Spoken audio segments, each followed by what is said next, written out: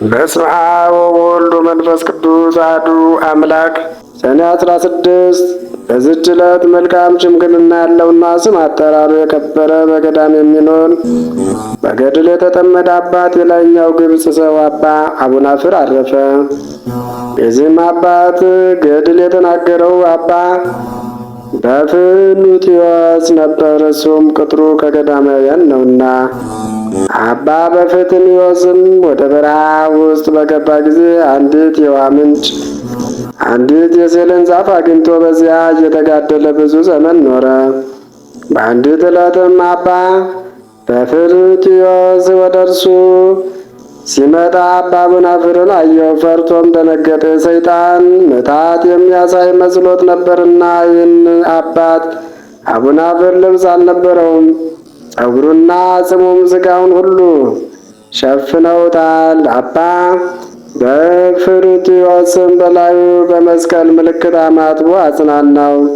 በፊቱም አቡነ ዘበሰማያትን ጸለየ። ከዚህ በኋላ አባ በፍኑትዮስ ሆይ መምጣት መልካም ነው አለው። ይህንንም በማለት ከእርሱ ፍርሃትን አራቀለት።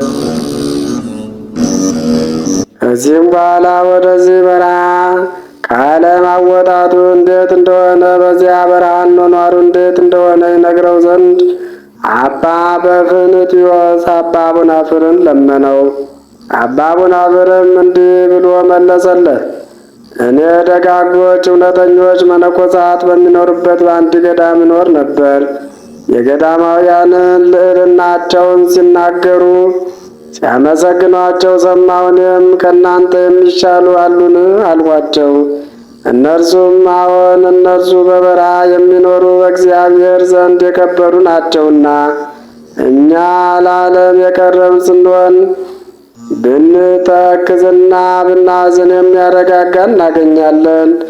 ብንታመምም የሚጠይቀንና የፈለግነውን ሁሉ እናገኛለን። በበረሃ የሚኖሩ ግን ከዚህ ሁሉ የራቁ ናቸው አሉኝ። ይህንንም ነገር በሰማሁ ጊዜ ልቤ እንደ እሳት ነደደ። መንፈቀ ሌሊትም በሆነ ጊዜ የፈቀደውን ይመራኝ ዘንድ ወደ እግዚአብሔር ወደ ጌታ ኢየሱስ ክርስቶስ ተነስቼ ጸለይሁ።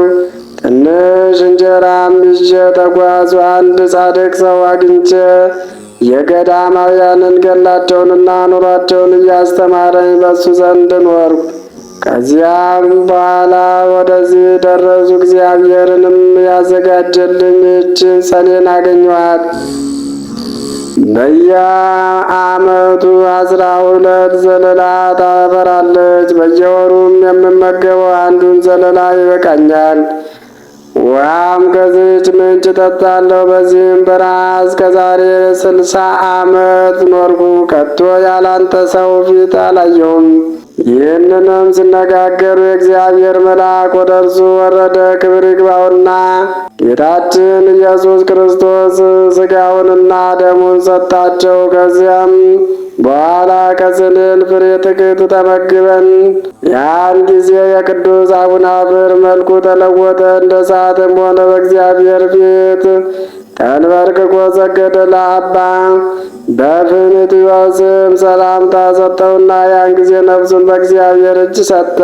ቅዱስ በፍኑትዮስም በጸጉሩ ልብስ ገንዞ በዚያ ቦታ ቀበረው። ከዚህ በኋላ አባ በፍኑትዮስ እዚያ ቦታ ይኖር ዘንድ አሰበ። ከዚያ ጊዜ ያች የሰሌን ዛፍ ደረቀች፣ የውሃው ምንጭም ደረቀ። ቅዱስ አባ በፍኑትዮስም ወደ ዓለም ተመልሶ የገዳማውያንን ዜና ይልቁንም የቅዱስ አቡነ አፍርን ዜና ይሰብክ ዘንድ እግዚአብሔር ፈቃድ ሆነ። ለእግዚአብሔር ምስጋና ይሁን። እኛንም እንዲህ ከከበሩ የገዳማውያን ጸሎት ይማረን። በረከታቸው ከእኛ ጋር ትኑር ለዘላለሙ አሜን። ዳግመኛ በዚህች ዕለት የእግዚአብሔር መልአክ ለዮሴፍ በሕልም ተገለጠለት። ሕፃኑንና እናቱን ይዞ ወደ እስራኤል አገር እንዲመለስ አዘዘው። እግዚአብሔር ምስጋና ይሁን። እኛንም ስለ እናቱ ስለ እመቤታችን ቅድስት ድንግል ማርያም መከራና ስደት ይቅር ይበለን ለዘላለሙ አሜን። ፈለገ ሕይወት ሚዲያ የዩቲዩብ ቻናል ይከታተሉ።